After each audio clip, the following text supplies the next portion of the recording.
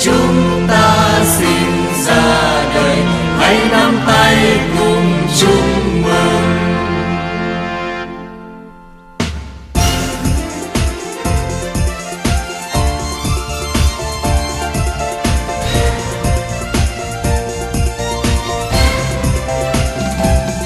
Happy birthday to you, happy birthday to you, happy birthday, happy birthday, happy birthday to you.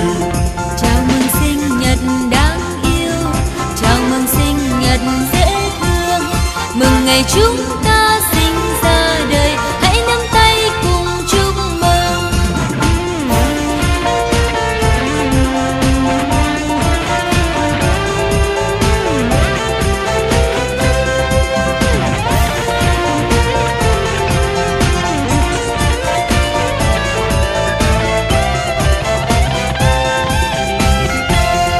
Happy birthday to you, happy birthday to you, happy birthday, happy birthday, happy birthday to you.